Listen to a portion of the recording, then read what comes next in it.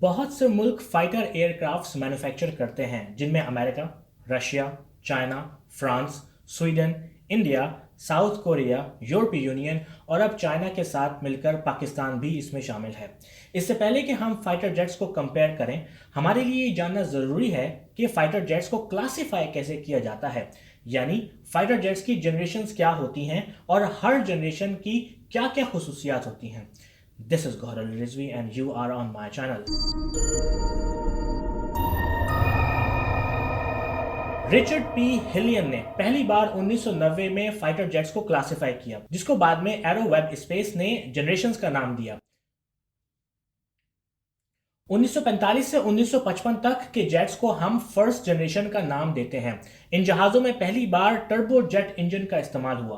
Turbo jet engine को इस diagram में समझा जा सकता है कि जहाज़ के फ्रंट से इसमें हवा दाखिल होती है, जो फिर कंबस्टन चैम्बर से होती हुई टरबाइन को रन करती है, जिससे जलती हुई हवा पीछे एग्जॉस्ट से बाहर जाती है, जिससे जहाज उड़ता है।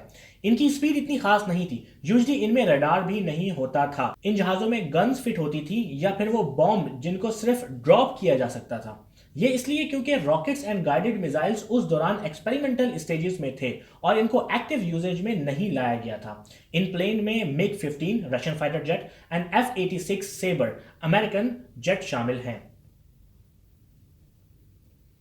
1955 से 1960 तक सेकेंड जनरेशन के फाइटर्स में स्पीड बहुत इंप्रूव हुई, रडार का यूज होना शुरू हुआ और पहली बार air to air guided missiles इस्तेमाल हुए। इनसे हवा में एक जहाज से दूसरे जहाज पर मिसाइल दागा जा सकता था। ये फाइटर पहली बार साउंड की स्पीड से भी ज्यादा स्पीड से उड़ते थे। फॉर एग्जांपल F-100 जो कि माक 1.3 यानी कि साउंड की स्पीड से 30% ज्यादा की स्पीड से उड़ता था। इस जनरेशन के फाइटर जेट्स में F-100 के साथ साथ F-101 और डसॉल्ट मिराज 3 शामिल हैं। 1960 से 1970 के दौर को थर्ड जनरेशन कहा जाता है। थर्ड जनरेशन से पहले के फाइटर जेट्स या तो एयर टू ग्राउंड यानी कि बॉम्ब ड्रॉप कर पाते थे या फिर एयर टू एयर यानी किसी दूसरे जहाज को गिराने के लिए इस्तेमाल होते थे, लेकिन दोनों काम एक ही जहाज नहीं कर सकता था। थर्ड जनरेशन के फाइटर जेट्स में हमें मल्टी रोल दिखा, यानी कि अब एक ही जेट से एयर टू एयर और एयर टू ग्राउंड दोनों काम लिए जा सकते थे, जिससे बहुत ही ज्यादा मदद मिली। इसके साथ साथ इनकी स्पीड इंप्रूव हुई, रडार बेहतर हुए। F-4 Phantom 2, MiG-23, MiG-25, Su-15, Miraj F-1 इनकी एग्जांपल्स हैं। इस जनरेशन में पहले से बेहतर मल्टी रोल फाइटर बने, बेटर वेपन सिस्टम देखने को मिले और एक बहुत ही दिलचस्प बात हमें इन जेट्स में नजर आई। पहले प्लेन्स का मेन फोकस उनकी स्पीड हुआ करता था। फॉर एग्जांपल अगर दो प्लेन्स लड़ रहे हैं और एक की स्पीड दूसरे से ज्यादा है तो वो ज्यादा क्विकली स्लो प्लेन को टारगेट बना सकता था। लेकिन फोर्थ जनरेशन में मनूवरेबिलिटी पर भी बहुत ज्यादा तवज्जो दी गई। इससे पिछले जेट्स भी अच्छे तरीके से टर्न कर सकते थे, लेकिन इन जनरेशन में हमें बहुत हाई मनूवरेबिलिटी मिली।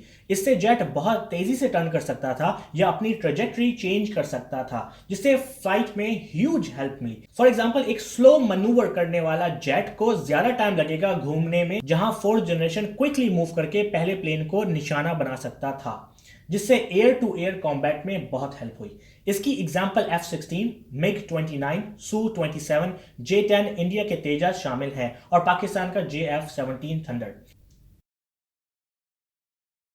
और यहां हमारे पास आती है एक न्यू कैटेगरी। 1990 से सन 2000 तक ये न्यू कैटेगरी देखने को मिली, जिनको 4.5 कहते हैं या कभी कभी 4+ एंड 4++ भी कहा जाता है। इसको डिस्कस करने से पहले मैं आपको ये बता दूं कि यूजुअली किसी भी जनरेशन के जेट को अपग्रेड किया जाता है जैसे जैसे टेक्नोलॉजी बेहतर होती है, लेकिन अगर किसी जनरेशन का जेट फर्दर अपग्रेड करने के काबिल नहीं होता या उसमें न्यू टेक्नोलॉजी इंस्टॉल नहीं हो पाती तो उसके बाद की न्यू जनरेशन बनती है। बट फोर्थ जनरेशन को बहुत ही ज्यादा अपग्रेड किया जा सकता था, इसलिए हमें बहुत पावरफुल जेट्स इस कैटेगरी में मिलते हैं। ये एक्चुअली फोर्थ जनरेशन जेट्स ही होते हैं, लेकिन इनको बहुत अपग्रेड किया जाता है। इन जेट्स में पहले से ज्यादा एडवांस टेक्नोलॉजी का इस्तेमाल हुआ।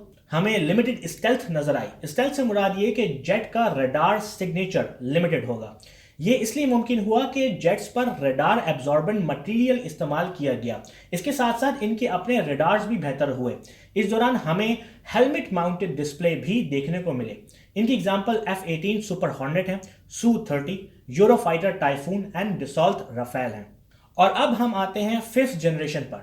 ये अभी तक के बेस्ट फाइटर जेट्स हैं जो मार्केट में अवेलेबल हैं। इनमें एडवांस इंटीग्रेटेड एवियोनिक सिस्टम शामिल हुए जो कि पायलट को बैटल स्पेस की पूरी डिटेल देते थे। इनका रडार सिग्नेचर बहुत ही कम था एंड सुपर मनूवरेबिलिटी हमें इनमें देखने को मिलती है, यानी जहाज बहुत तेजी से टर्न कर सकता है, अपनी डायरेक्शन चेंज कर सकता है। इसके साथ साथ एक बहुत अहम चीज सुपर क्रूज हमें देखने को मिलती है। 5th जनरेशन से पहले के जहाज साउंड की स्पीड से ज्यादा अचीव तो कर लेते थे, लेकिन उस स्पीड को मेंटेन करने के लिए उन जेट्स को आफ्टर बर्न्स यूज करना पड़ते थे।